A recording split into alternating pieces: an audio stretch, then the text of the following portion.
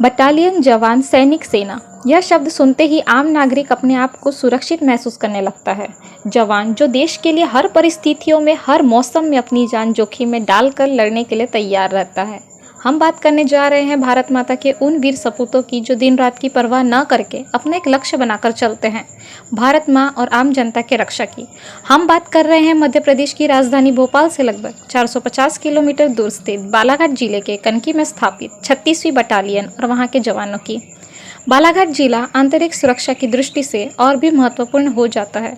चूँकि यह 3 राज्यों की सीमा पर स्थित है, पूर्व में बालाघाट जिले की बिरसा तहसील छत्तीसगढ़ राज्यों की सीमाओं से लगती है और इस पूर्व दिशा में स्थित बैहर बिरसा विकासखंड घने जंगलों से घिरा होने के कारण अति नक्सल प्रभावित क्षेत्र से, वहीं पश्चिम दिशा में स्थित लांजी किरनापुर विकासखंड में भी घने जंगलों व महाराष्ट्र राज्य की सीमा से लगे होने के कारण इस क्षेत्र में भी नक्सल गतिविधियां होते रहती है। चूँकि यह जिला हमेशा से नक्सल प्रभावित क्षेत्र माना जाता है, यहाँ के स्थानीय लोगों की सुरक्षा व विकास के कार्यों में नक्सली खलल पैदा न कर सके, इसलिए बालाघाट में अन्य सेना के साथ साथ 36वीं बटालियन की भी स्थापना की गई है। पेश है बटालियन के कार्यप्रणाली को लेकर डिप्यूटी कमांडर प्रताप सिंह ध्रुवे जी से voice of state editor Rahul Shivanshi की खास चर्चा। नमस्कार, आप सभी का स्वागत है और आपके साथ मैं हूं राहुल शिवंशी और आप देख रहे हैं voice of state news channel जन जन की आवाज।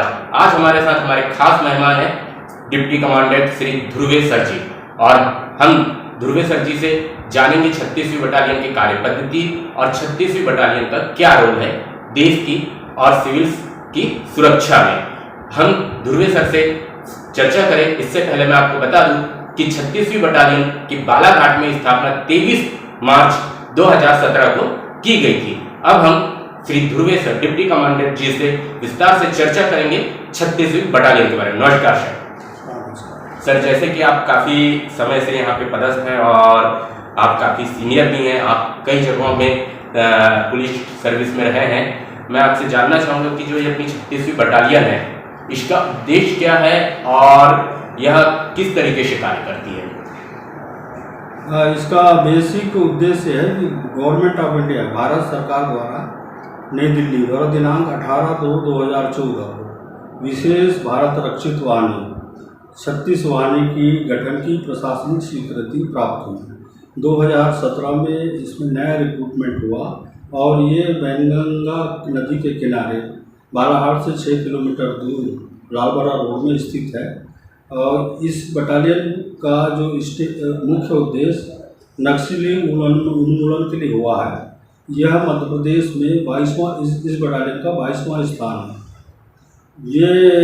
यह अत्यधिक आधुनिक तकनीकी रूप से सक्षम यह बटालियन है और इसकी जो अराउंड 85 करोड़ रुपए की प्रशासनिक स्वीकृति भारत सरकार से है, जिस पर ये 55 करोड़ तो यहाँ के बिल्डिंग्स, क्वार्टर्स और ग्राउंड्स वगैरह के लिए हैं।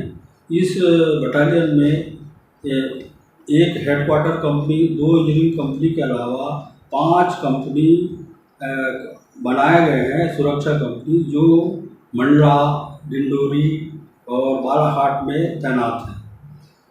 वर्तमान में इस बटालियन में इंफ्रास्ट्रक्चर डेवलपमेंट का काम चल रहा है, लगभग वो पूर्ण होने के स्टेज में। जहाँ तक इनकी ड्यूटीज़ का है तो हर जवान एक बेसिक ड्यूटी होता है एसएफ में, कानून व्यवस्था, और दूसरा वीवीआईपी ड्यूटी और कैंप सिक्योरिटी। 3 आइडियोलॉजी के आधार पर ही इसका गठन किया गया है। ये यहाँ के जवानों का मूल कर्तव्य है।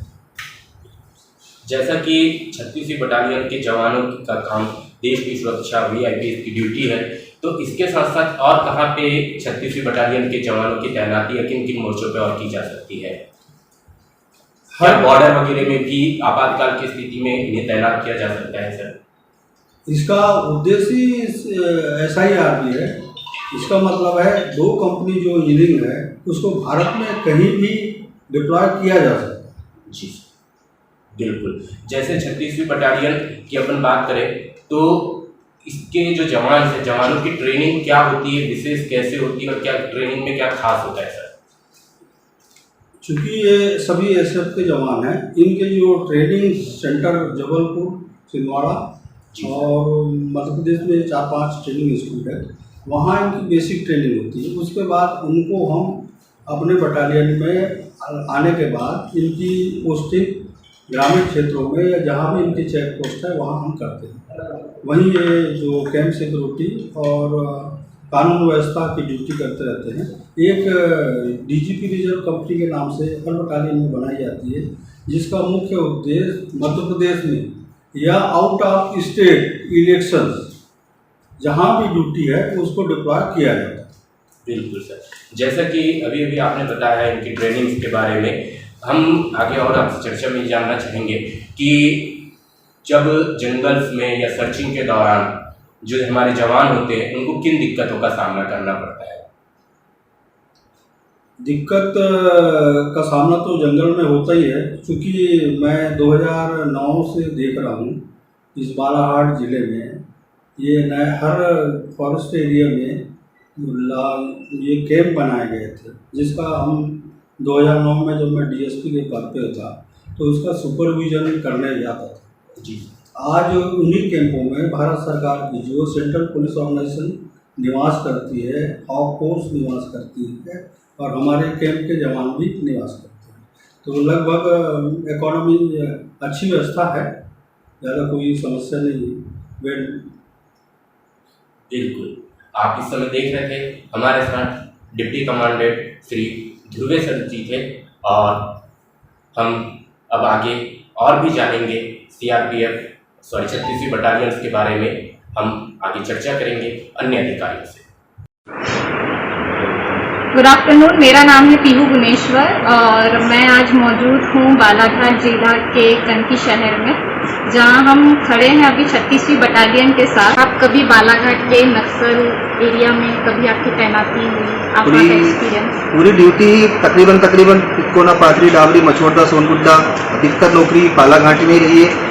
यहाँ पे नौकरी करते वक्त आंतरिक सेवा पदक, दुर्गम सेवा पदक तक प्राप्त किए हैं और अभी फिलहाल में भी हम लोग बालाघाट से मतलब अंदर जंगल से आए, सुनसुली से आया हूँ मैं। सुनसुली पोस्ट है जो अपने नांदी से 15-16 किलोमीटर अंदर है, फिर वहाँ से मछोड़ा साले टेकरी, वहाँ से अभी फिलहाल में मेरी पोस्टिंग हेडक्वार्टर है। आपका एक्सपीरियंस आप कभी? मैं मंडला जिले से रहने वाला हूँ। मेरी 2002 के भर्ती हूँ मैं और मैं 2003 से 2018 तक अगस्त 2018 तक मैं बालाघाट जिले के नक्सल क्षेत्रों में ही काम किया है और मेरे साथ में 2 एनकाउंटर भी हुए। बस से हमारी पार्टी को नुकसान भी नहीं हुआ, उनको नुकसान जो भी हुआ वो नक्सल जानते, लेकिन हमारी पार्टी को कोई नुकसान नहीं हुआ। मेरा फर्स्ट एनकाउंटर घाघरा पे हुआ और दूसरा पितकोना के जंगल पे। 36वीं बटालियन का उद्देश्य क्या होता है काम का उद्देश्य ये टोटल बटालियन एसआरबी तहत जो भारत रक्षित तो बटालियन है, इसको कहीं भी मतलब भारत में कहीं भी पदस्थ किया जा सकता है। वैसे अभी इनके जितने भी ट्रेनिंग हो रहे हैं वो सिर्फ नक्सल ऑपरेशन पे को ध्यान को रखते हुए इनकी सारी ट्रेनिंग और प्रशिक्षण जितना भी है तो और उसी उद्देश्य से ये बटालियन यहाँ पे मतलब स्थापित की गई। ट्रेनिंग किस प्रकार से होती है आप 36वीं बटालियन? इसमें एंटी नक्सलाइट के अनुसार होती है। नक्सलाइट से किस तरीके से मतलब अपने को एम्बुश की जानकारी दी जाती है, तकरीबन मतलब कैसे एम्बुश लगाना है, एम्बुश में अगर फंस गए हो तो कैसे एम्बुश से निकलना है, अपना फील्ड क्राफ्ट, अधिकतर बहुत सी जानकारियाँ जो मतलब अपने को सेफ्टी, अपनी कैजुअलिटी ना हो, अपने सिपाही के साथ या अपने साथ जितने भी अधिकारी है मतलब जो भी हमारे साथ रहते हैं उनको बचाना भी है, उनको सिखाना है। अधिकतर जो भी जानकारी उनकी रहती है तो उनको समय समय पर उनको विशेष ट्रेनिंग दी जाती है ताकि वो उस चीज़ से अवगत रहे और उनको मतलब भविष्य में आगे चल के उनको फायदा हो और कोई कैजुअलिटी ना हो उनकी। क्या मोटिवेशन रहा था आपका जब आपने उस टाइम पे ज्वाइनिंग दी थी? तो पहले तो यहाँ पे बालाघाट जिले में नक्सल समस्या ज़्यादा थी, लेकिन अभी हक कोच के द्वारा उनके जो इनकाउंटर किए जा रहे हैं और तो उनका मनोबल तो गिरा हुआ है। सर आपको क्या मोटिवेशन रहा है? यहाँ पर बालाघाट में हर समय पे हर कदम पे एक डर बना रहता है, मगर जो ट्रेनिंग दी जाती है हम लोगों को, हमारे साथ के लड़कों को साथ मिलकर, मतलब इतना विश्वास हो चुका है कि अब हमको उस चीज से डरने लगता है। मतलब रात में हो, दिन में हो, कभी भी जाना हो, मतलब हम अपने आप में हमको इस काबिल बना दिया गया है कि उस चीज का हमें भय नहीं रहता। हमें कहीं भी भेज दीजिए, आप कहीं भी रात में सर्चिंग जाते हैं, अधिकतर कितनी बार जैसे पता चलता है कोई सूचना मिलती है तो रात में भी एम्बुश लगाना पड़ता है, रात में जाना पड़ता है, रात में 7-7 दिन 8-8। अब तो फिर क्या है कि नेटवर्किंग का जमाना हो गया तो इतना ही है, तो पहले 15-15 दिन की सर्चिंग चलती थी, एम्बुश लगाए जाते थे या घूमते थे, सर्चिंग करते थे, अच्छा लगता है, घूमना भी हो जाता। अब वो नहीं रहा, मतलब ऐसा कुछ वो भय टाइप का नहीं है कि यार नहीं नक्सलाइट क्षेत्र है, कैसा करेंगे कैसे करेंगे, अब कुछ आपका कभी किसी नहीं, अभी तक तो सामना नहीं हुआ। अभी कुछ दिन पहले जब मैं सुलसुली में था तो वहां पर एक श्याम नक्सली था, श्याम मरावी था, श्याम इसको, उसके लिए मैं गाड़ी लेके गया था अंदर, मलकुआ गया था, तो उसको जिंदा पकड़े थे, तो उसको लेके आया था मैं, तकरीबन बहुत अंदर जंगल था, और वो शायद 30 लाख रुपए का इनामी था, 15 लाख रुपए का, और वो नक्सली होने के साथ साथ आर्मोरर भी था, जो नक्सलियों के हथियार बिगड़ खराब हो जाते थे वो उनको रिपेयर करता था, श्याम को, उसको हम लोगों ने पकड़ा था। बाकी ऐसा तो आप कितने जंगल घूम लो, आपको कभी नक्सली नहीं मिलेंगे, क्योंकि वो भी एक आम आदमी है, उनके पास हथियार है तो वो नक्सली है, हथियार नहीं है तो कोई नक्सली नहीं, आम आदमी। आप उनको ऐसा कुछ पकड़ भी नहीं सकते और कुछ कह भी नहीं सकते, बिना मुखबिर सूचना के या बिना किसी जानकारी के आप किसी भी व्यक्ति को कुछ नहीं बोल सकते।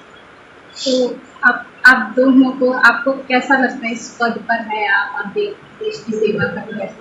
अच्छा, गौरवित महसूस होता है, अच्छा लगता है कि हम किसी की सेवा कर रहे हैं, अब किसी के काम आ रहे हैं हर परिस्थिति में, चाहे जैसी भी कंडीशन हो, पानी गिरे, सूखा, गर्मी लगे या ठंड हो, काम करना है और अच्छा लगता है। मतलब अब कुल मिला के आदत सी हो गई है कि अब करना ही है, और जिस चीज की आदत पड़ जाती है तो फिर उसमें जब आदमी घुल मिल जाता है तो काफी अच्छा लगता है।